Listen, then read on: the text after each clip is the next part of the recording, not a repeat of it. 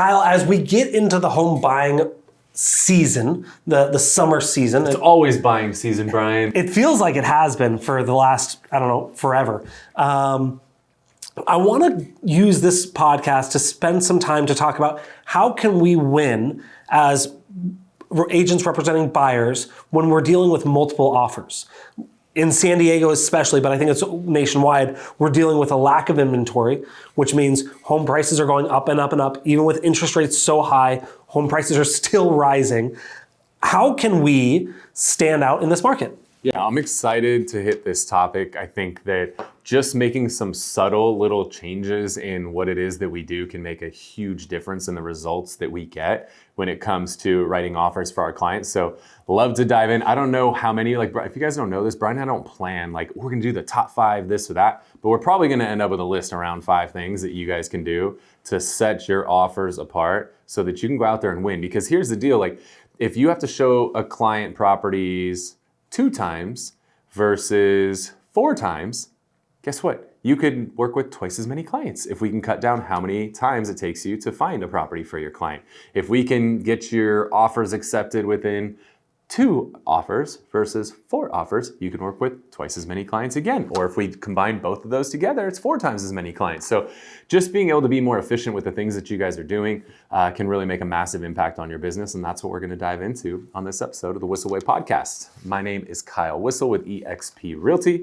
I'm Bryan Koci. The goal of our show is to give you the tools, techniques, and tactics to go out there and crush it in your business. The way that we like to do that is to answer the questions that you have for us. So if you ever have a question you want to have us answer on the show, you can always go to thewhisselway.com. You can ask us questions on there, subscribe to the podcast and YouTube channel.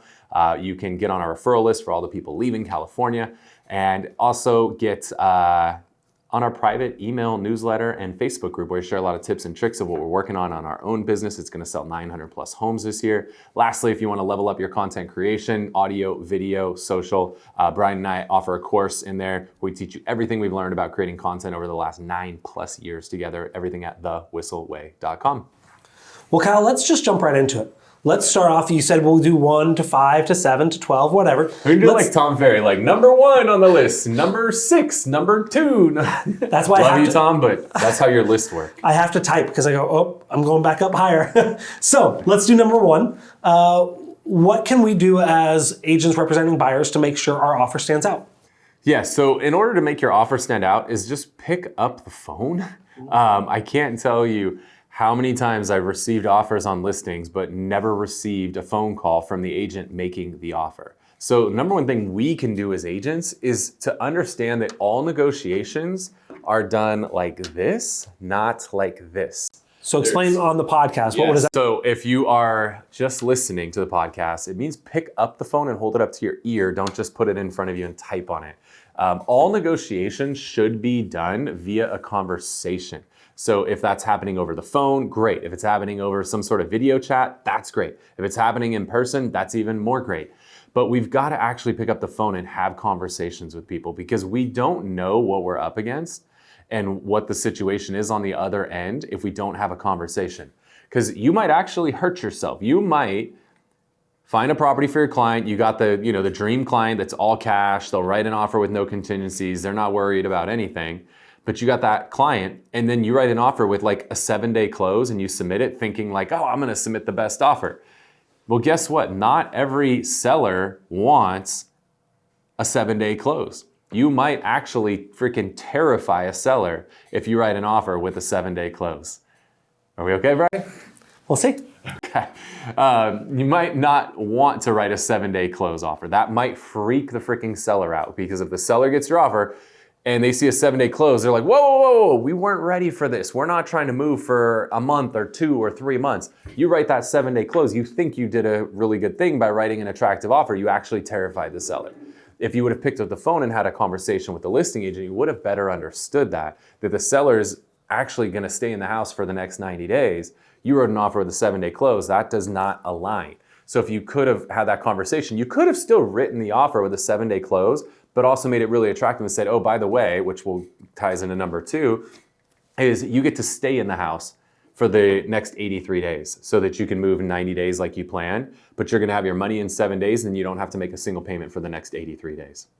Now, that's a very attractive offer because I actually just had this happen for one of my clients. We just did a deal where we did a 14-day close all cash. The buyer wrote the offer, 14 days all cash, and then the client got to stay in the house for a month. The client loved that as opposed to a traditional offer with like a 45-day escrow. This way, the client got the money in 14 days, and then they got to stay in the house for free for another month after that. The client loved that offer. It was very attractive to them, and it helped my clients relax. Now, my clients, they literally just posted this weekend, they were out at the beach chilling because they're not stressed out. Their sale is closed, and they're not having to make a payment this month. They're chilling on the beach, just soaking up the sun, having a good old time. Whereas if they were in a contract with a traditional buyer, still going through inspections and haggling with them, so understand you got to know what is going on the other end so you can write an offer that's going to appeal. So number one, pick up the phone and have a conversation. Number two, if the conversation entails that the seller needs to stay in that home for a period of time after closing, then you need to do, here in California, we call them a rent back or a lease back, whatever it might be called in your particular area. But understand if the seller wants a rent back, if you can write that to where it's free to the seller, technically it should be at least $1, but whatever.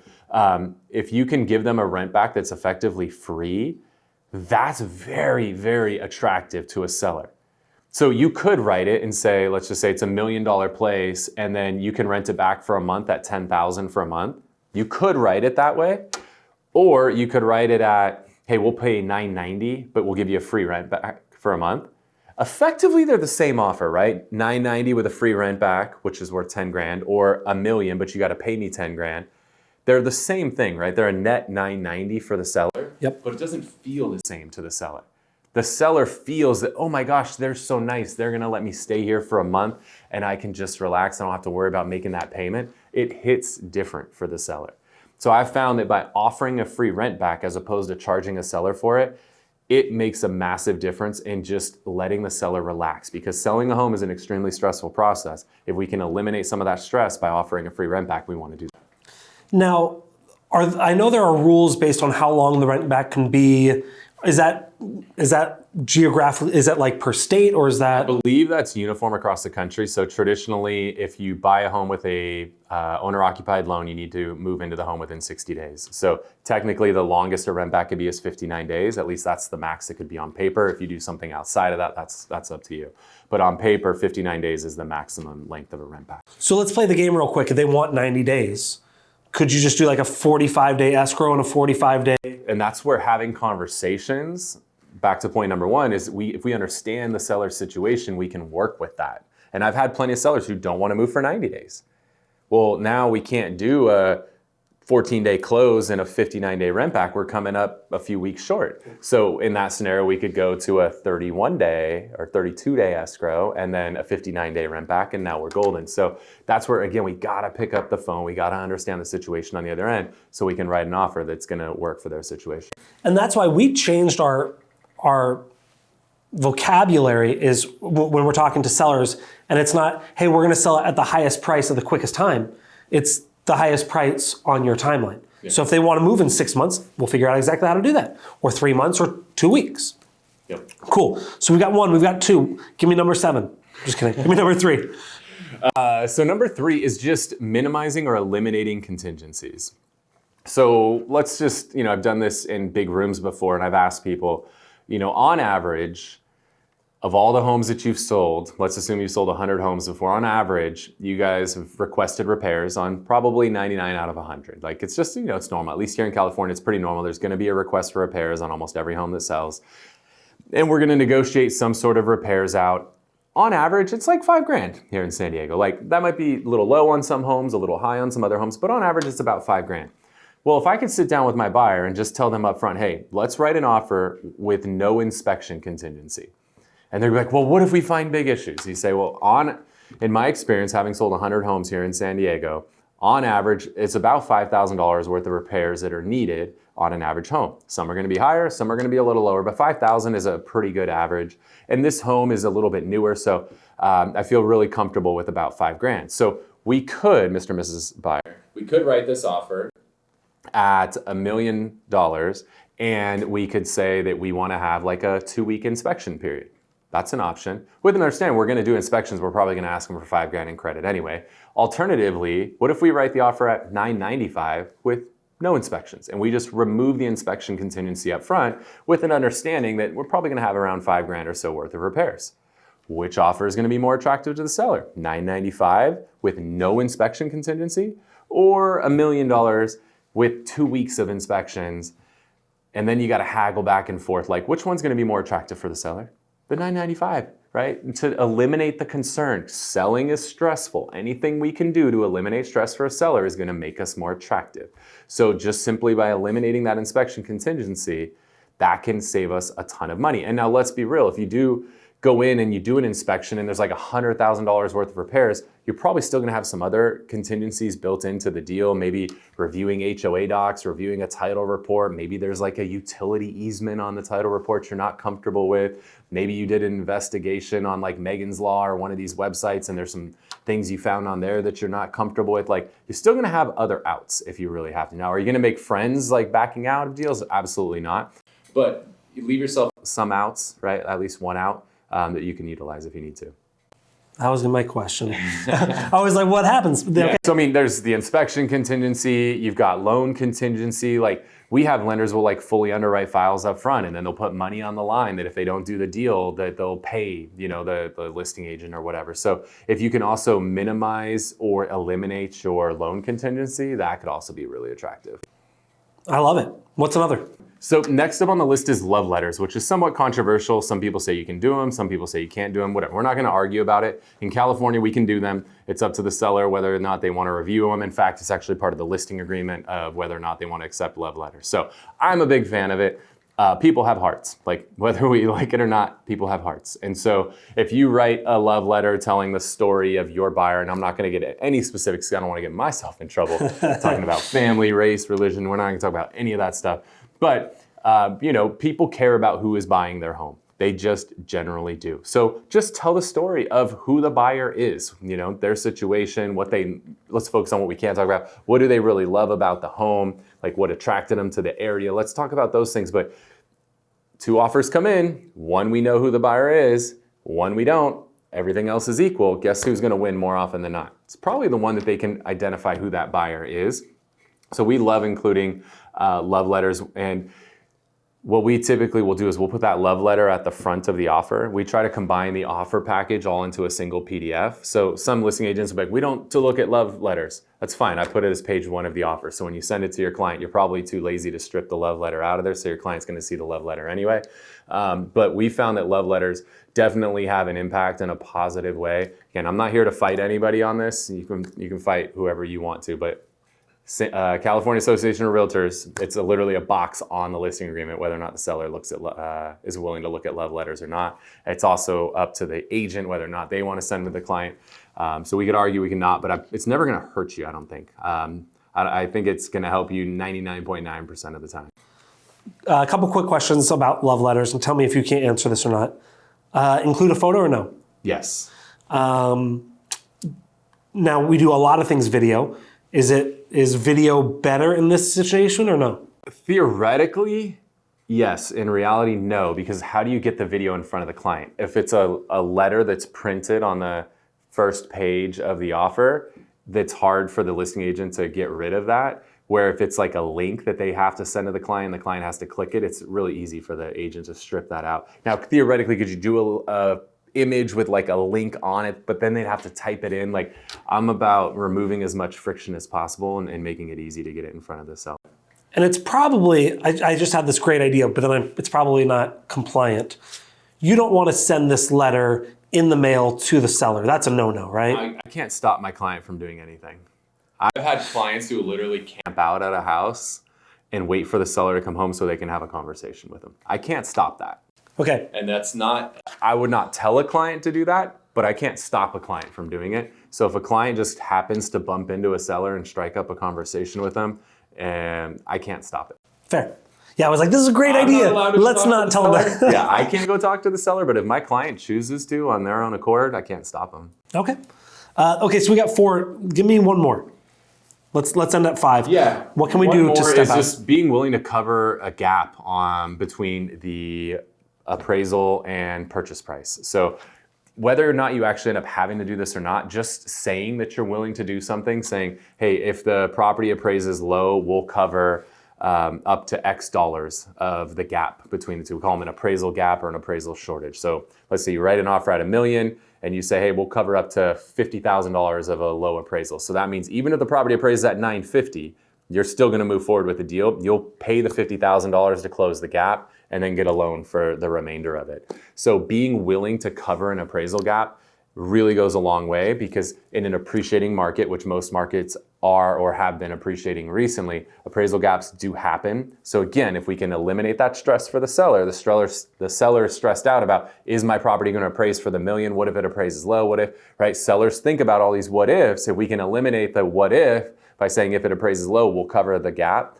that goes a long way. Now, the key is if you're going to say you're going to cover an appraisal gap of 50 grand, you better include proof of funds to show that you have enough for the down payment plus 50 grand.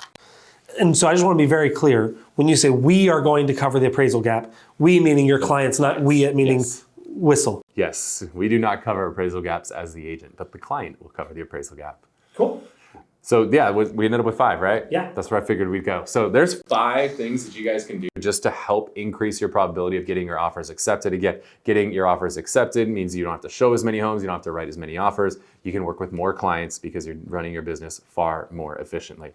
If you enjoy the show today, if you're watching on watching on YouTube, then make sure to hit the thumbs up button, let YouTube know you enjoyed the show. If you have questions, throw them in the comment section. Bryan and I personally respond to all of those. And if you want more of our content, hit the subscribe button and the notification bell. YouTube will do the rest. If you are listening on a podcast platform, make sure to subscribe to the show so you know when we drop new episodes. And if you can write a quick review, maybe your biggest takeaway from today or any of the episodes that you have listened to, those reviews mean the world to us. Before we wrap, I want to share something we utilize in our business that saves us time, makes us more money, or helps us have more fun. We refer to this as the Whissel Widget of the Week. What do you got for us, Bryan? Mine, I know I've shared this overall platform before, but I just found out something new you can do with it. So I've talked about Jotform, a great way to get forms created. There's a lot of things where you can say, if they say this, then do this, or show these fields, hide these fields. And that was all pretty well known to me, but something I learned this week is they have the ability to pre-fill a tab or pre-fill options. And then what you can do is you can hide that field. And so instead of creating 15 forms, and I have one for Kyle, one for Bryan, one for Max, instead of having 15 different forms, I can have one form. I can pre-fill, hey, who is this assigned to? Kyle. Who's this assigned to? Bryan. Who's this assigned to? Max. And then I can, from there, hide that field so that way when we show that form, it's not visible to everyone. And we have different links for each form. Something that I thought we were going to have to make a ton of forms, and especially when this is doing downstream effects, like we connect our forms to our Zapier account, which goes to our Follow Up Boss account. If you have to do that 3 different times, it gets really heavy. But if you can do it once and everything else flows downstream, it's much easier. So the pre-fill option in Jotform is my widget. Cool. The one I'll share today is, this was interesting. It's not in San Diego. It's in a few markets right now, but I think this thing's going to catch on. We were just on a trip out to our lake house in Nashville. We have a 1-year-old and 8-year-old with us who require car seats to get around. And we wanted to be able to go out and have a drink or two and not have to worry about driving after having a drink or two with our kids in the car. Services like Uber and Lyft don't have car seat options in most places. I think there's like 1 or 2 cities they do. So there's this company that started up. They're in Nashville, they're in Charleston, and there's like 1 other city, New Orleans. So they're in 3 cities so far. I think they're going to grow and they'll be in more cities. All the party cities. They'll be Vegas soon, probably. Yeah. So they offer, it's kind of like an Uber with car seats. So they had rear-facing car seats, front-facing, booster seats. It was freaking great. So car showed up. Seat was already ready to go, throw the kids in there. We were able to go out, went to Morgan Wallen's bar. We had lunch, had a couple of cocktails, had a car pick us up, take us home. We didn't have to, worry about drinking and driving with our kids in the car. It was fantastic. And I was able to pre-schedule the ride, which I like too. So I don't have to worry about it. Are they going to be here in 5 minutes or 15 minutes? So we pre-scheduled the rides. Like, it was a really cool experience. It's called Crew Car, Krewe car, Crew Car. And again, they're in Nashville, Charleston, and New Orleans currently. So I think they're going to catch on. If they're taking investors, I'd be an investor. Cool. Yeah. Awesome, guys. Well, hopefully you got a lot of value out of the show. If you want to stay connected with Bryan and I, at Kyle Whissel, at Bryan Koci on Instagram. Thank you so much for tuning into this episode of the Whissel Way podcast. See you next week.